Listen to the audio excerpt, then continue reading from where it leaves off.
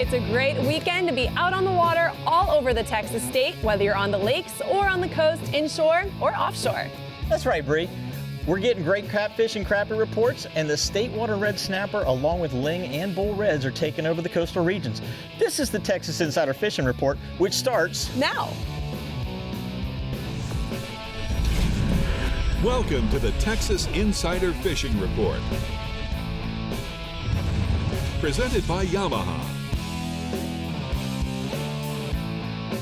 Hello all and welcome to the Texas Insider Fishing Report. This week I obviously have Captain Jim Ross with me filling in for Rick. Welcome back to the show, Jim. It's great to be back. It's been a couple of weeks. I felt like I was doing a weekly cycle there, but you know, we get back and I'm hoping to do a great job with you guys tonight, and hopefully everybody out there will go out and catch some fish this weekend based on what we have to say today. Yeah, we know you will, and you know what? You just got back from Yellowstone, so I'm sure we could hear some stories maybe later on in the show about that. That sounded like a great tip.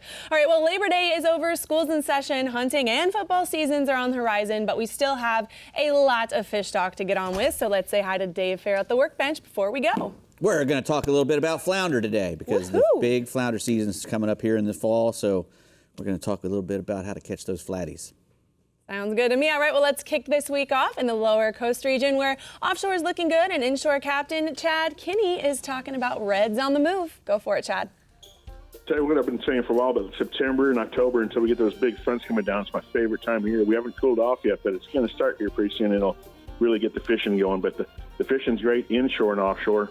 Talking about the inshore, the redfish are starting to move up in the real shallow up on the east side there in the flats, kind of from Fort Mansfield down to South Padre, and the trout fishing remains really good in that water in like 3 to 5 foot in the grass beds and also along the ICW in that deeper water. But it's getting a time of year where those redfish are going to be moving up in those flats shallow, so utilize your shallow sport boat, get there about shin deep water to knee deep. Look early, get out there early, start looking for wakes pushing, because you're going to get some calmer weather this morning in the coming up weeks too. So look for those wakes pushing, look for mullet moving up in the sand there. And once you find that, the best thing to do is power pole down, spread everybody out and a wade fish, and then have them cast, spread out so we can barely cast almost to each other, and have them cast at 10 o'clock, 12 o'clock, and 2 o'clock. This covers a lot more water. Gold spoons are working really well, along with Mirror Lure Top Dog Junior. Early like that, it's working good. Those redfish are rolling up and blowing up on those. You can cover plenty of area once you're out there in the wade, but once you get into the fish, slow it down and cast in a bunch of different areas and kind of keep on pushing through. On that spoon also, lots of times a quick tip there is retrieve it really, really fast. So the faster almost gets an attractive bite. If you try to slow it down or bounce it around, that doesn't work nearly as well. Once the morning goes on, that bait's going to fall off in the deeper water. So say mid-morning around 10 or 11, I'd kind of move out to about knee-deep to waist-deep water to find the reds, and they'll be following that bait out there. Remember, redfish, the slot size is 20 to 28 inches, and you get 3 per day per angler there. Moving into the trout fishing's been really good. It's been good all year long. Even with this heat and stuff, they're still holding that 3 to 5 foot of water. They're kind of switching over. The soft plastics are taking over with a better bite. Saltwater assassin sea shad and that magic grass and the chicken on the chain color is working really good. We're using an 1/8 ounce Eagle Claw jig head, and we've been adding a little bit different there as we're going to a chartreuse head, which that color sometimes gets the bite even more aggressive. We're working those grass beds and sand pockets, like I said, in 3 to 5 foot of water. With these calmer conditions and a better water clarity, that morning bite's really, really a lot better, so get out there early.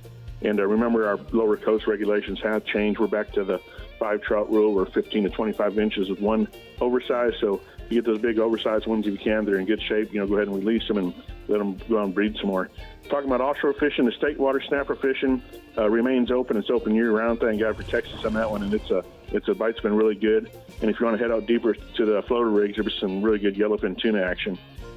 The red snapper on the lower coast here in state waters has been a really good bite. Reason being, we got some lighter currents and we got some better water clarities. We got some calmer seas, so it's allowing us to fish a little bit like we like to more often, like Eagle Trocar, the jigs 1 to 3 ounce. Put a fish bite strip on that. Just kind of let it suspend down there. It gets lots of those bigger fish are suspended. So if you're fishing 60, 80 foot of water, let it go down at 30, 40 foot range. And you can also, on the bottom, fish them on the bottom also and bounce off the bottom around structure. If you're using bait, then go to some cigar minnows, sardines, squid, and free line that with an Eagle Claw at the back end of the boat. Get a 12-aught size circle hook, free line out the back, and we'll get some of those bigger suspended fish also. There's plenty of keepers out there with some bigger ones in the mix there. Remember, State Waters is open. It's 4 per person, 15-inch minimum. So you'll be in good shape over there. We got a picture of we just took a State Water snapper trip out and got a big red snapper there. Ooh.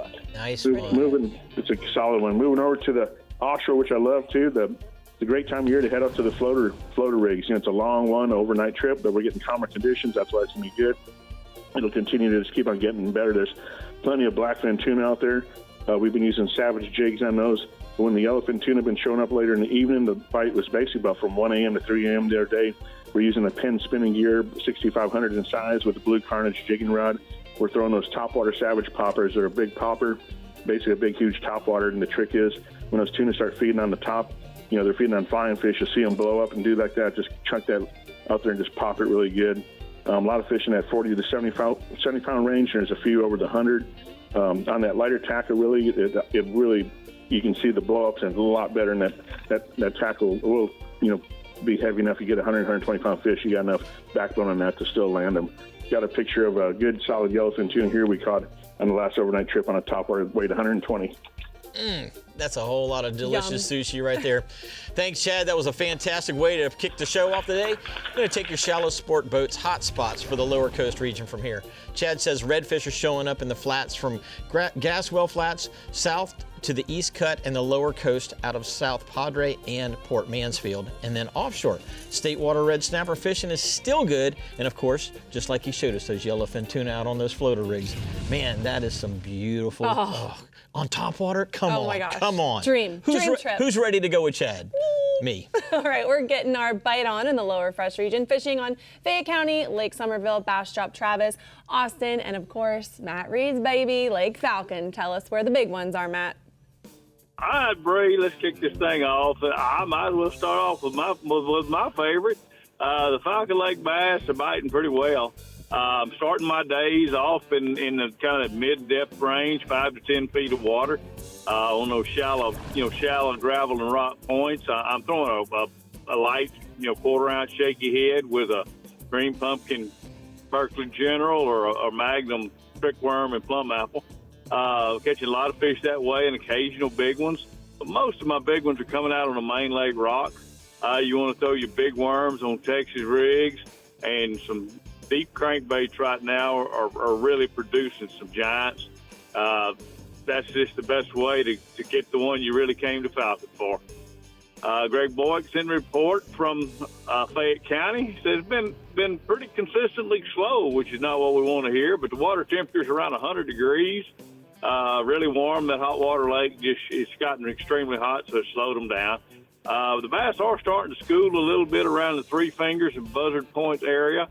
Not a lot, but a few. Just getting started. Look for the bird activity and throw small top waters, weightless jerk shad, or even spinner baits to catch those fish. Most of his deep fish are coming on Carolina rigs and drop shots.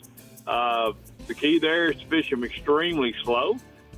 Seems like the bigger fish are suspending in 25 to 40 feet of water under the bait. Big flutter spoons and swim baits and Alabama rigs counted down to that depth will help you catch those fish. Forward-facing sonar will let you know to keep the bait in the right depth. On his plastics, green pumpkin and tilapia have been working best on those bottom bouncing baits. Lake Somerville is also still fairly slow, showing signs of getting a little bit better. We're ready for a little cooling temp to kick that bite on up. One of the keys right now is throwing silent, deep crankbaits in that 15 to 20 feet of water. The pressure's got them kind of spooked, so they don't want the ones with the rattles. The silent ones are working best. 10-inch worms on road beds on the south end of the lake is also working. If you really want to fish kind of finessey, get you a wacky rig stick bait and throw it around the brush piles in that 10 to 15 feet of water, and that'll get some subtle bites from those picky fish. Like bass trout's fishing good. Work the dam area with small swim baits and top waters.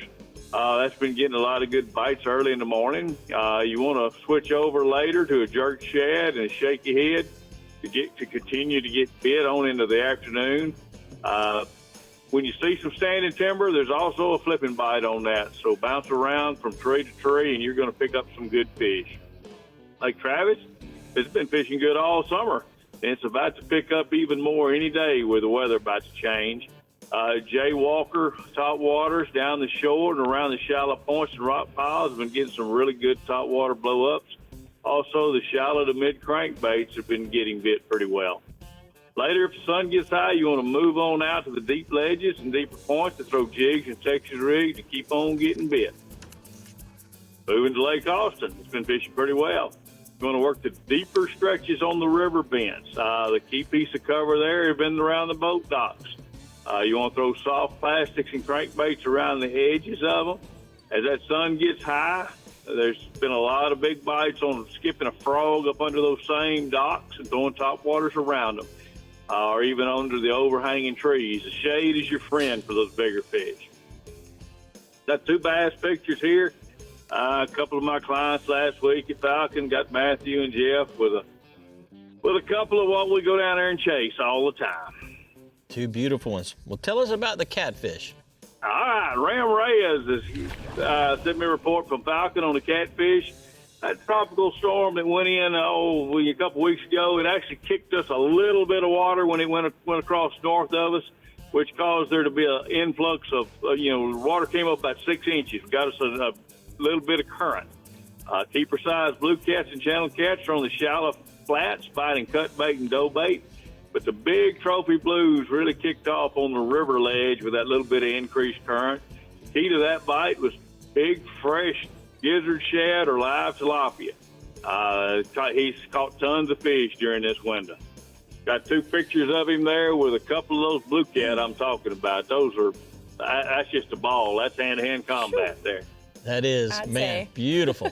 It's a lot of fish sticks. Lots of hugging. Hey, I tell you what, that was a great report, Matt. We're going to take your hot spots for the lower fresh region from here. Matt says Falcon Lake catfish are feeding really well. They added a little bit of current, kicked them in gear. Keeper-sized cats are on the flats biting cut baits and dough baits. And, of course, those trophy blue cats, like those pictures we just saw, are biting fresh gizzard shad and live tilapia. Come and get your giant, is what he says. Oh, I showed my son those photos earlier today, and he was like, wow, Mama, catfish. When you Like, got to yeah. hold them like that, I mean, It's good. It's a good one. All right, the Upper Fresh region is a great place to be fishing this weekend, but first we're headed to the workbench for some rigs and techniques with Dave Farrell. Dave, what are we doing over there? I'm Captain King Neptune. That's what I am. Nice. But can't catch them, gig them. That's what I say. That's King. what we're going to talk about as well. King of the flounder. Those flounders. We'll be back.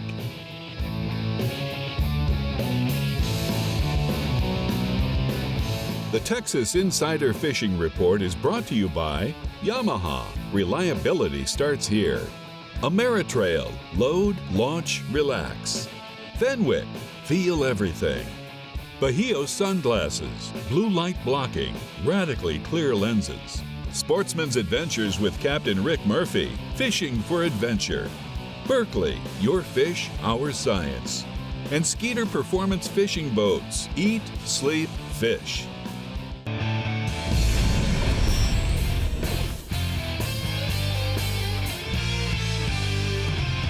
Well, we're here at the workbench. Dave, you're going to talk about some flatfish with 2 eyes on the same side, I guess. Exactly. The southern flounder, which is the flounder we're catching in Texas, he's really good to eat. He's delicious, which is his downfall. He's like the 3rd most caught fish in Texas. Everybody wants to catch a flounder and eat it because, they are really delicious. They are. They're the master of camouflage. They lay down there on the bottom. They're a flat fish. They got, like you said, both eyeballs on one side of their head.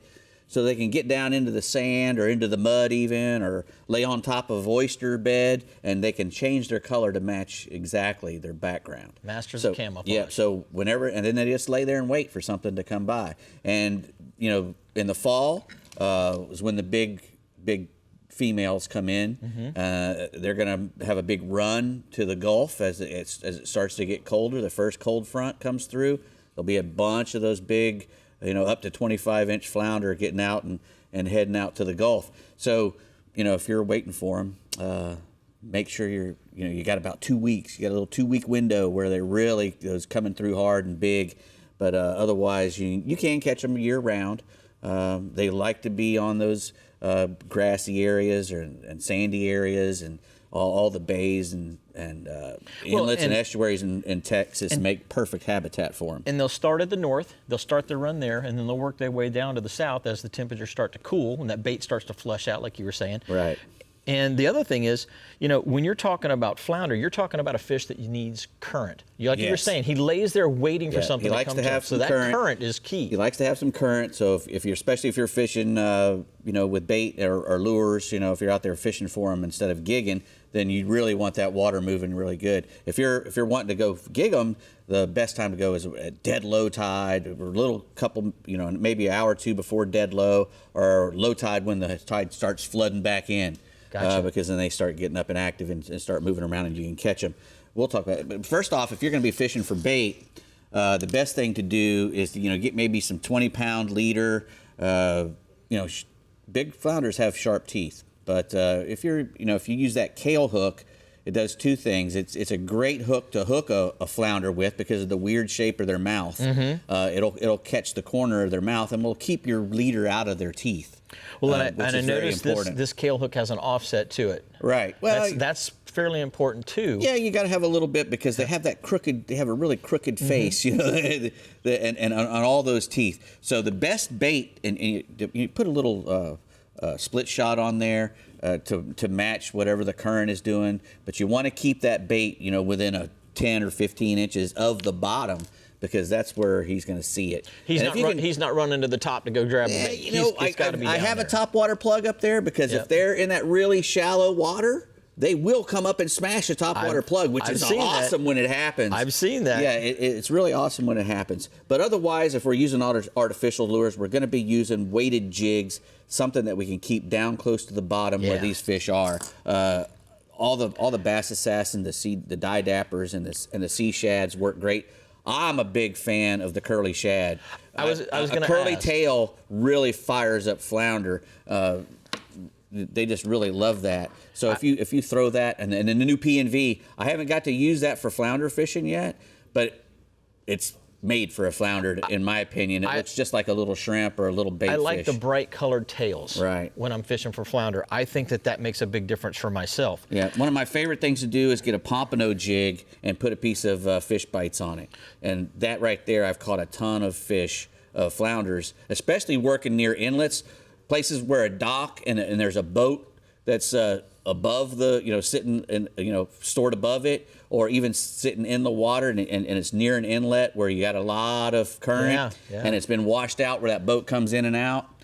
And underneath those boats, they'll be right in that little hole. They'll be sitting right in that hole, and they're a really good thing to do. You want to talk about the gig? Yeah, the great thing about flounders is they're in that shallow water. You can use a gig and go out there with some underwater lights on your boat, or even wading. This is an underwater light that's handheld. You put a battery in your backpack and walk along with that thing and gig just gig away. Yeah, they're really fun night, for your family as well. You can charter a pontoon boat and go out and gig them. You did a great job talking about the different ways to take care of this. So we're going to go to Brie and see where we're going to go next. There's just never enough time to talk about all the things we want to get to. All right, Mike McFarland is getting us out on Lake Fork, Ray Hubbard, Athens, Lavon, and Tawakoni in the Upper Fresh region. Go for it, Mike. Hi, Brie. Jim Ross, good to have you, sir. Yeah, let's tell you about the fishing in the north region here. Lake Possum Kingdom with Keith Hernandez. Topwater bite is kicking off a little bit in the mornings, mid-lake to the south end. I really like the Berkeley Bullet Pop and or the Jaywalker, but that Bullet Pop is hard to beat. It spits real good. Any shad colors are going to do you right. Once that sun's up and gets going, switch to the drop shot rig, jigs, and big worms. Main lake ledges and rock piles. You can also catch some fish on the weightless bass assassin. Anything Cinco's or anything like a fluke. The bass assassin has that fat job that's a really good one around docks, and then the nighttime bite is still going good on lighted docks as well. Ray Hubbard with Joe Shipley. Things have been changing there a little bit. The baits start to school early, so during the early mornings, look for a shad-colored square bill bite, crankbaits, and like the Berkeley Fritz size used on rocks, and small buzz baits around the rocks. Again, then fish parallel to the rocks. Those are catching some good fish. Later in the day, switch back to the drop shot rig, shaky head rig. Either one works good. And I like the Berkeley tap-out worm with watermelon red color. Jay Bonner says that Lake Athens is still schooling. The fish are schooling offshore in the main lake open water areas. The Berkeley Bullet Pop there, again, perfect topwater bait for that. Shad Colors continues to be the really best bait to throw. But have yourself something like a little swim jig or a paddle tail available, because some of those fish, they come up and they go down, and you can pick up some more fish when they're not seeing them bust the surface. You can also catch some bigger fish using football jigs and Texas rig worms on points and humps and the outside grass lines and brush piles. Favorite worm for me there is the Bass Assassin 7.5 tap-out worm. I love watermelon candy with the tail dip chartreuse. There's a lot of brim and bluegill in Athens, and those big bass eat them. Lake Fork, my home lake, it's really starting to finally get good. It's changing. We're cooling down a little bit, 88 to 92 degrees. Lake's almost 2 foot below full pool. The cooler night's definitely helping. Top waters, again, that Berkeley Bullet Pop in Shad Colors is working really well, and it's only going to get better over the next few weeks. Later in the day, Bass Assassin 11-inch assassin worm in red shad green glitter. Fish at Texas rig or on a half-ounce shaky head. Use it on the points and the loaded up points that are loaded up with brush piles. 16 to 20 feet seems to be the best place for the good bites. We've got the annual Big Bass Splash coming here in just a couple weeks, and I really expect a lot of big fish to be caught, kind of like this one right here in this picture. Beautiful. Tell us about the crappie. Let's think about some crappie. Jackie Wiggins says the crappie on Lake Fork continues to be incredible. Jackie's finding most of the fish in 13 to 28 feet of water in trees. Trees like the Bodark trees are best. He's catching a lot of black crappie on laydowns and some of the shallower trees, but basically the minnows are your key. If you're not using minnows, you're not catching crappie. Even if you're using small plastics or hand-tied jigs, tip them with a minnow. And here's a couple great pictures of Jackie filling his limit. Ooh. Beautiful. Yeah. How about stripers and white bass? Lake Levon, Terry Thorne says the bass are running in about 7 to 15 feet of water on flats and ledges. Also, some main lake points and the very ends of the boat ramps can be good. Watch for the birds. You'll see the birds there. If the birds are present, the sand bass are probably there hunting the shad, and the shad are using the ramps as structure. 1 ounce spoons, chartreuse slab spoons. If they surface, throw 3 to 4 inch paddle tail swim baits. Matt Cartwright says Tawakoni is slow. It's really, the lake is about 15 inches low. It's been hot. The fish are moving fast, so you've got the fish fast. He's down-rig trolling deep water with Alabama rigs and swim baits. He's fighting the fish with a side scanning first and then trolling through them, but at a high rate of speed. You can also catch some of the sand bass. Same thing, fish bass. They're grouped up at 7 to 10 feet on the main lake points where tail spinners and smaller slab spoons and silver, white, or chartreuse are working pretty good. And here's Matt working hard to put some fish on the table. Very nice. Always got fish on the table. And you got some catfish out there, too. Yeah, Matt always puts, Matt works is the hardest working guy that I know, honestly. Him and Jackie Wiggins, they always fill those tables with fish. Oh, yeah. Got some time for catfish. I'd tell you, catfishing's the same. It's really hot. If you'll chum your fishing hole 20 to 30 feet, whether you're on Tawakoni or Levon, chum the hole the day before with cattle cubes or sour maize, and you can clean up and really fill your limits with channel catfish in just a few hours. And, man, again, Jim, good to have you here. Thanks for having me. Appreciate you guys all, and I look forward to talking to you next week. Looking forward to it. Thanks, Mike. Here's your hot spots for the Upper Fresh region.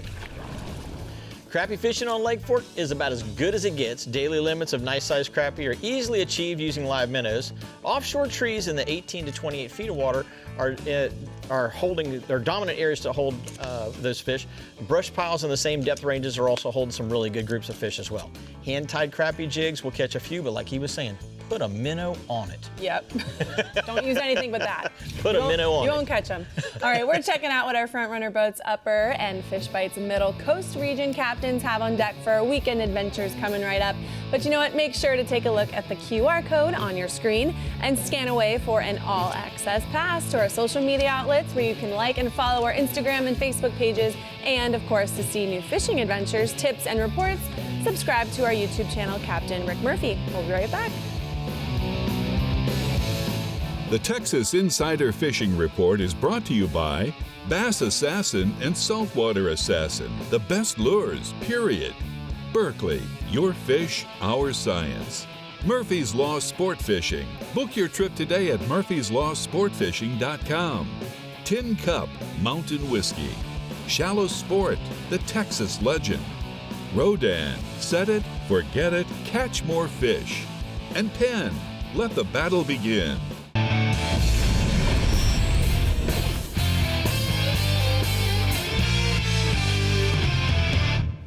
Power pole anchors have many tools. They are not just for fishing.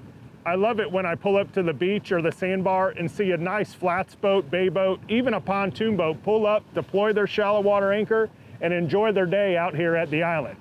Here are a few tips to help you choose the right spot to deploy the anchors and enjoy your day at the beach. First thing I need to do is decide where is the best spot to anchor the boat. I like to always take into account which side of the island or sandbar has the most boat traffic, which side of the beach or sandbar has the wind or the waves rolling in. I'm basically trying to find that nice calm spot. Lastly, I need to park the boat so that if the tide comes in or out, I can adjust the boat throughout the day so that I don't get stuck. After I have chosen the perfect spot, I like to nudge the nose of the boat up to the sand and deploy my power pole shallow water anchors. I always take out the rope and chain and throw it off the front and secure the bow, just in case we walked away and a big wave or the tide were to come in. Throughout the day, I pay attention to the tide and readjust the boat based on the water level, but with the power poles, that is easy because all you have to do is hit the up and the down button, and that's your power pole tip. Those are some good tips right there. They really were. All right, Captain Carl Weston has quite the inshore and offshore options for us this week, from big bull reds to back-breaking AJs. So let's get the full report from the Front Runner Boats Upper Coast region, shall we? Let's for do it, Carl. Hey guys, here we are in week 24. We're back east in Sabine Pass, and the Reds are still chasing bait along those jetties, it seems like all year. The inshore bite is going to be along those grassy shorelines. They're doing the same. They're chasing bait in there. And actually, if you look at your bottom machine, when you're heading from spot to spot this time of year when it's really hot, look for the little drop-offs, those potholes. Fish always like to use them to ambush anyways, but right now, in these high heat conditions with the water being so warm, the fish are trying to cool off a little bit in those deep holes. And right now, like throwing a lift hard bait and working it slowly through the area will trigger a nice a strike. The Berkeley Magic Swimmer, great bait in gold. I like it in gold. Finger mullet on a simple slip rig is a really good live bait choice. Shrimp on a popping cork, as always. And like you said, the big bull reds are thick on the outside of the Galveston jetties right now. On the beach front, they're fishing with whole live shad right now. We're cut free line that on a 5-aught trout car, about 3 foot of a mono leader. And today I got a picture of Jessica with a beautiful red on an amazing day. And believe it or not, that picture looks photoshopped, but it's not. That's a real picture. So colors are popping. I know. So bouncing to trout, let's start out the week. We're tossing some soft plastics at these beautiful fish. Over in Sabine Pass again, Sabine Lake, there's a little secret spot over there, guys. Get up there and catch some of these fish. Back in the backwaters, they're back in there in those little lakes where the streams dump into the rivers and bays. We had a little bit of rain. It's pushing a little bit of fresh water and bait. Those fish are in there waiting for it. As always, a small croaker on a popping cork, live shrimp on a popping cork. These soft plastics like a Bass Assassin 3-inch shrimp on a 1/4-ounce jig head is really a local favorite. And, as far as other species, everything seems to be biting right now. And with this hot water, that's a real treat because usually they die. But we're still catching fish, guys. So anyways, I have a picture today on my trout photo of little Dawson with a really big trout. He told me it's his personal best. I'm going to go ahead and believe him on that. Dawson's PB. Love it. Absolutely love it. Well, tell us what's going on offshore, buddy.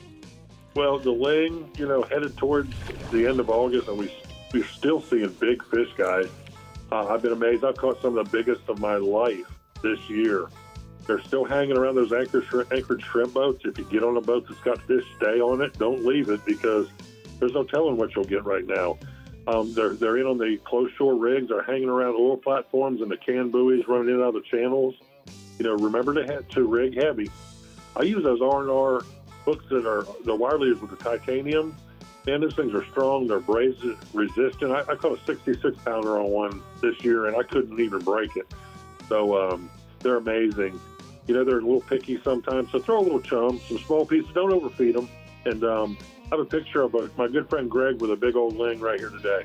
That's a pretty fish right there. Well, tell us about the amberjack. Well, if you haven't gone out yet and caught a big old amberjack, you bet you're hurry. The season's running short. But I'm seeing some big fish right now coming to the docks and at the cleaning table. And I tell you what, that big old fish will put a smile on some angler's face. You can almost tell before they get to the dock they got a big one. So from the 140 to 200-foot range, those fish are averaging around 45 pounds, but there are some big ones mixed in. I've seen up to 90, 95 pounds. I don't want no parts of that, but you guys go ahead and get you some of that. Live bait will bring the action this time of year. We use blue runners. I use the biggest ones I can get on about a 10-aught Eagle Claw trocar, that heavy hook. And I use like a 20-ounce weight to drop it down about halfway. Like I said, they're usually in the mid-water column. And, buddy, you'll know it when they're on. And I actually took a picture. Here's a picture of a small one I'm throwing back. So here's the size I like. Woo! Yeah, that's the one. That's the one you're not limping back down the dock at the end of the day when you put that one back in the water. 90 pounds, man. I tell you what, Carl, that's a big one. Well, that was a fantastic report. We're going to take your hot spots for the Upper Coast region from here, buddy. Carl says inshore, throw soft plastics along the rock jetties for redfish. Use Fish Bites Fight Club lures in the shrimp flavor, rigged on a 1/4 ounce jig head. And then offshore, target ling around the can buoys and inshore oil platforms. Drift live baits on an R&R J hook, and that titanium leader really helps. I don't know if you've used that, Brie, but that titanium leader doesn't kink. And cobia, when they go into that roll, kind of like alligator death roll, it keeps them from breaking you off. It really does. It's a great rig. Get you some of that. All right, the tide is high in the Fish Bites Middle Coast region, so let's see how Bink Grimes says that's affecting our trout and redfish bite. Hi, Bink. Hey, how y'all doing? Hey, it has helped. Bigger tides have helped. Calmer winds have as well. We've had it for about 2 weeks. The surf in the bay, both are emerald green. The Gulf storms have really swollen our tides. It pumped new recruits of bait into our bays and back lakes. West Matagorda Bay's been good while waiting for trout along the south shoreline. Those tossing topwaters have found bigger trout along the grass line with this high tide. Half Moon Reef, Coon Island Reef, and reefs in Turtle Bay have been good on live shrimp under a popping cork. The reefs in East Matagorda Bay has been players for a month, and with the shrimp migrating through the bay right now, waders are working those mid-bay reefs with sheep pups and bass assassins on the edge of those drop-offs for those big trout. Great thing about East Bay is you don't have to wade to have a big trout. Sure, you need good weather for water clarity, but half of the big trout released by my clients over the last 15 years have come while drifting over deep shell. There's very few locales on the Texas coast that can make that boast where you can legitimately catch a 5 to 7 pound trout out of the boat. In Port O'Connor, the reefs in San Antonio Bay have been hot with calm winds. Waders and boaters both have found the edges of the reefs with live bait and soft plastics for good trout. Rockport waders have found large trout on corkies and topwaters in the guts around Carlos and Mesquite Bay. Most of those fish are hanging around the same locales, edges of reefs and in the sand and grass potholes. Freeport anglers have found steady catches around the jetties while tossing live shrimp. Lots of sand trout have been found as well. The reefs in Bastrop Bay have been paying off with these higher tides. The higher tides are getting our redfish going as well. There's a lot of shrimp in the back lakes and marshes, and many of those will target a lot of those fish with small topwaters and live shrimp under a mid-coast cork. Spots in Matagorda like Cutoff Flat, Zipper and Bayou, Shell Island, Twin Island, they're all players in West Bay. Some of the largest redfish will be found in the middle of East Bay underneath the birds. When things are really firing off in the fall, there will be 10 to 20 groups of birds working in our bay. One will have a trout beneath, the other might be all redfish. You never know. Many times when those little terns, birds are circling, that's a sure sign of a redfish. As those fish begin to move into our bays, they'll be found on the grassy shorelines on both the north and the south side. Most will toss a shrimp right along the edges of the grass, and most will troll down the shorelines with small topwaters like she pups and she dogs. That's the great thing when we've got good tides. Even when the wind blows, we can go back in the back lakes and catch redfish. Waders along the south shoreline of West Bay will work the points of shell with purple demon, little johns, and bass assassins. If you want both redfish and black drum, take a bucket of live shrimp and work those points with the cork. There's plenty of both of them from now through October. And in Rockport, the back lakes like Allen's Bight and the marshes of St. Joe Island are holding lots of redfish. Estes Flats are good while drifting with small topwaters and imitation shrimp, and we're tipping those with Fish Bites, and it's been really paying off. All the jetties in Texas are players right now. Mullet, crab, shrimp have been the ticket. You never know what it's going to be. There's just a lot of spawners heading to the Gulf right now. The photo there, that's the Oyster Lake redfish. we found on the top of a large reef on the incoming tide. From now through November, Oyster Lake will be a great spot for a redfish. We'll go offshore. Guide Michael Quebeca said amberjack have been good, 150 foot, around deeper, around those wrecks. Cutoff rigs have been good for a lot of AJs and grouper. He's been fishing around shrimp boats as well for cobia, blackfin tuna, and kingfish. Grass lines are beginning to show. There's still a lot of Dorado mixed with those cobia out there. He's been going after swordfish as well with our calmer seas. Lately, he's been getting out there in about 80, 90 foot of water and getting on those swordfish. That's another fine week in the Fish Bites Middle Coast region. We ask you to continue to respect our bays and please release more than you take and really take care of our trout and do what's best for our fishery. Hey, Bink, real quick, you were talking about being able to fish out of the boat in a couple of the areas, and you can't do that in other areas. What makes the difference between that area? What makes it so special that you can fish it from a boat? It's just the whole bay is basically one depth. It's 5.5 to 6 foot of water, and they're just little clumps of shell all over it. And those fish just move in figure eight patterns. And a lot of times when the tide falls, they fall out off the shorelines.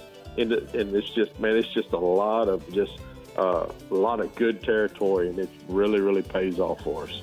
Well, thanks for that detailed explanation so that everybody can get out there and catch some of those fantastic fish you were talking about. I'm going to take your mirror lure hot spots for the Middle Coast region from here. Bink says trout are good while tossing bass assassins and mirror lures. Target them by wading mid-bay reefs in the East Matagorda Bay and San Antonio Bay. And redfish are solid at all the jetties. Crabs, mullet, shrimp, pretty much anything you want to throw. You name it. Fish bites, you can get them. They'll eat it. All right, we're checking out what the Startron Middle Fresh region holds for our weekend ahead. But first, let's see what Dave's holding over at the workbench for new products. What you holding there, Dave? You know, fishermen always have a lot of stuff. So this is the new AFCO Stuff sack. Stuffed. And it keeps it dry, too. Exactly. Good old dry bags. All right, we'll be back. The Texas Insider Fishing Report is brought to you by Abu Garcia, Fish to Win. Fenwick, Feel Everything.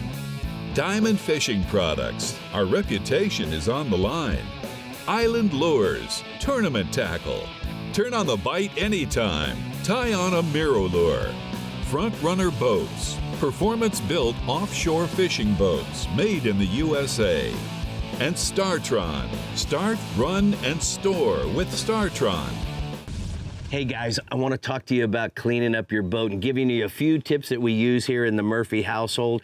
So many times guys will get in their boat and they don't have boat-friendly shoes and they leave black scuff marks on the deck and also down in the floor. So the first thing that you need to consider is what type of brush you're going to need to clean those up. So Starbright makes 3 different levels of bristles. They have a soft, which would be for a new boat or maybe even washing some teak. You'll have a medium, which could be used on most fiberglass boats. It works both on the deck and the floor. And then every once in a while, you got to break out the stiff, which is the white one. Even then, sometimes those black scuffs don't work. It doesn't get it up. So I'll bring in the Ultimate Extreme Clean, and then I'll match that up with the Magic Sponge XL model. And the reason why is the XL model, I can get that whole non-skid area with one wipe. But guess what? That sometimes doesn't get that black streak. So then I'll bring in the non-skid deck cleaner. And the reason why is this will really get that scuff mark up and clean it up. But after doing that, because it's a pretty tough chemical, I might have to come in with the non-skid deck wax and put a little wax on, especially if you're doing this to your boat 3 or 4 times a week. Now, always after we wash the boat, we're going to wipe down our boat with the Ultimate Water Absorber. And guess what? The reason why I like this is it's big as well, but when I want to put it back in, don't totally wring out your chamois. And the reason why that's important is because when you put it back in there, it'll be ready for you to use. But if you don't put the cap on, look how crisp and nasty this gets. And as you can tell, this is one I didn't take very good care of, and it's all cracked, and it's not going to serve me in any way whatsoever. So it's time to throw this one away. But if you have any questions about Starbright cleaning products, go to starbright.com and you can see a full list of things that you can use to keep your boat shiny and clean.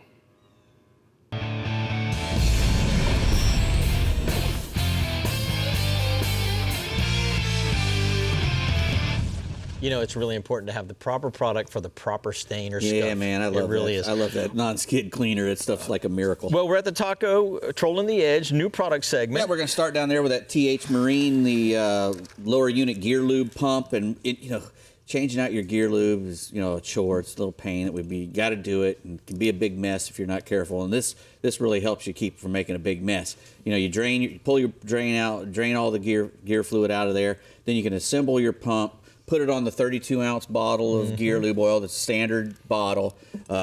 Attach it to your lower unit, fill it up. Make sure you close your vent.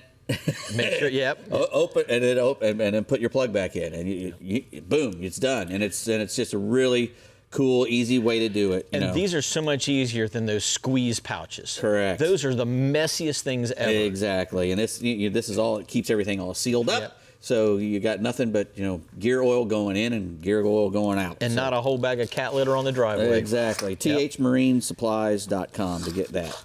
Next, we have the Toit crimper, and it's a cool little crimper. It's, you know, stainless steel forge. It's got the 0.2, 0.3 females and a 0.3 male. You know, if you look at that, Dave, it's that finish in there is absolutely phenomenal inside of those jaws. Yes, these things are really well made. They're made in Australia by this fellow who did aero tools for airplanes, you know, aeronautical tools. Yeah. Yeah, and that's what he does now is he makes these. So these are really, really nice. No burrs, no nothing in there. No, and it's good handheld. You know, they got an internal spring inside there. The jaws are forged jaws. The rest of it's all drop forged stainless steel. So you get those in your hands and you feel, oh, these are really, really nice, and they are. Good stuff. Next, we're going to do the Eagle Claw Circle C. It's a live bait and a chunk bait. That's what always catches me. It's a live and chunk bait hook, and it's number L200 for you. And this hook is a great hook to put a live tuna on. If you're fishing for, you know, billfish, it's got a nice medium wire that's heavy enough to hang, but still thin enough to go right in. It's a non-offset circle hook. The Billfish Foundation loves this hook. They would prefer you to use this hook because it's really good for the fish. You know, it finds its way into the jaw. You can let them go real easy. You can even let them keep that hook without even going through a whole lot of trouble. In the case of a sailfish or something, you can just pop them. Well, or cut them. I'd rather cut them, you know, but just to make it a little easier on them. But and it's also great for chunking for tuna fish. You know, that big circle hook there is great for doing that. And where do we get those? EagleClaw.com. And what was that number again? L200 for you. There you go. That's the one you want to get. L200 for you. That's right. Tell us about the stuff bag. This is the AFCO stuff bag. I love this. It's a giant waterproof dry bag, and it's designed to protect all your stuff when you're out on the water. It's made out of an impermeable tarpaulin material. So it's, you know, the seams are welded. It's not going to leak at all. And this thing's, you know, really, really great to keep all your stuff dry. It's also got a little pouch on the side. It's got a YKK water resistant zipper. It'll probably be great if, you know, I wouldn't submerge it, but you could put a lot of your stuff in there that you don't have to really worry about. All these straps and buckles and everything are UV resistant, so that they'll last a long time. Strap it together, and that keeps it perfect. It also comes with that nice shoulder strap as well, and again, it's all UV and that's a man bag right there. Yeah, it is. It's 23 inches by 12 inches. Holds a lot. This thing holds a lot. Yeah. If you got to have a man bag, that's the one you want to have waterproof, right? Exactly. And like I said, this little outside thing, you can put some documents in or whatever, so you can, you know, get to them real easily. A cell phone. Yep. But once you want to keep stuff really waterproof, you got to put it in this big inside here. Thing. It's great for traveling. You know, you can actually bring that as your carry-on and here's something else. Here's something else you can do with this. You can put freezer bags in this or frozen water bottles and use it as a makeshift little cooler. Day cooler. Yeah, you certainly could. You can throw your fish in it at the end of the day as well. Yeah, so keep it from getting all over the trunk of the car if you're fishing from a car instead of a truck. So yeah, that's a good idea. Great stuff, Dave. Man, lots of great products. AFCO.com to go get that. Yep. Bree, where are we going next? The Good stuff old sack. Back sack right there. It's a fat sack. I don't know.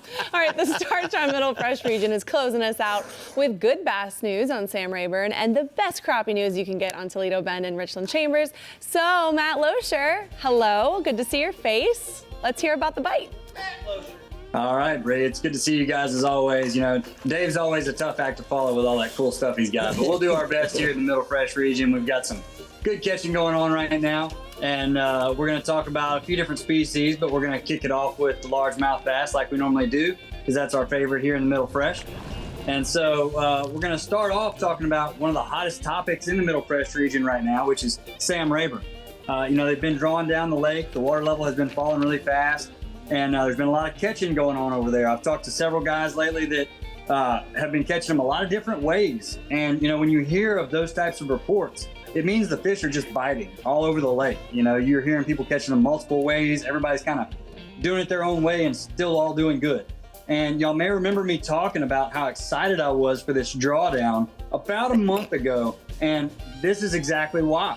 Because these fish are concentrated and they are just munching right now. The grass is much shallower now because of the water level coming down, but it is still holding fish. I'm hearing good reports of guys catching fish along the outside edge of the grass, hitting topwater plugs, which is always an exciting bite, right? And then another pattern that's working offshore, or further out, I'm sorry, is the offshore bite. That pattern's about 10 to 20 feet deep right now on the points and the humps with Carolina rigs and crankbaits, typical Sam Rayburn stuff there. And to find those fish that are out deep, you want to really look for those heavy concentrations of shad. They're going to be where there's a ton of bait so they can feed really easily whenever they want to. So just start hitting, find that bait and then start hitting the points and the humps in that area and you'll find them pretty quick, I bet. Then the last pattern that's been happening, and it's kind of a bonus if you can get it going, but it's always fun, is the schooling fish. You know, these fish are coming up in big groups right now. They're chasing shad at the surface. They're cutting cartwheels out of the water. They're really doing some acrobatic stuff. It makes for a lot of fun. But the key here is these fish are nomadic. So you can't really expect to see them in one specific spot all the time. You just have to really keep your eyes and ears open all the time even as you're just running down the lake. You might see them just coming up while you're running down the lake. So keep your eyes peeled. And when you see them, have a bait at the ready that you can throw to them. Have something you can throw a long way when they come up. Something like a topwater walking bait, like that Berkeley Jaywalker is good for this. You can throw it a long ways and get to those fish on top. Another bait that I like to use is a Bass Assassin swim bait, and I like to put it on a jig head with a fairly heavy weight for this type of fishing, once again, so I can throw it farther, get it to them quickly, and get those fish going. And then for the color on that, Bluegill Flash and Hammer Time are definitely my go-tos. Those colors are always really good here in the Middle Fresh. Now we're going to move a little further east over here to the Toledo Bend. The fishing's been pretty good here as well.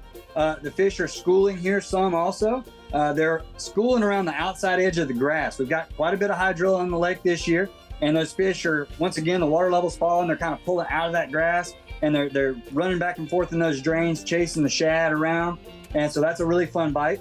Then I would say the primary pattern, though, is still out deep. It's on the ledges in about 10 to 20 feet of water, and that old faithful plum apple worm has been working really well. It's that Bass Assassin tap out that we're using right now, the 6-inch model. That's been the favorite for a while now, and it continues to produce really well. And I got a photo of a fish that came on that same worm I was just talking about. My fellow Captain Dusty Anders there with a nice Toledo Bend bass he just caught recently.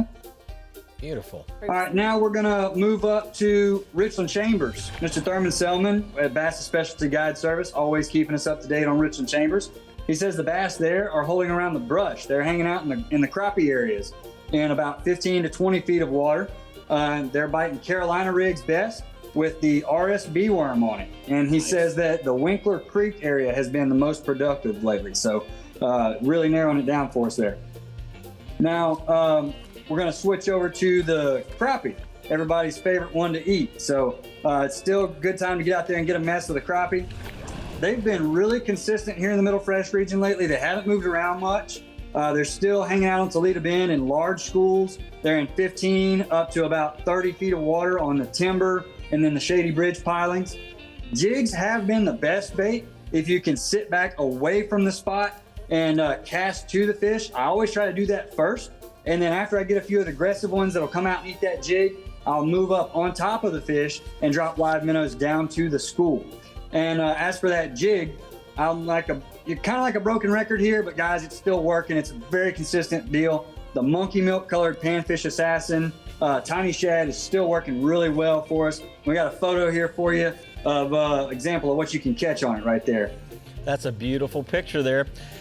Matt, we have run out of time, so we're going to have to do your white bass and hybrids next week, but great report so far, and I'm going to take your Rodan Marine Systems middle spots, or hot spots for the middle fresh region.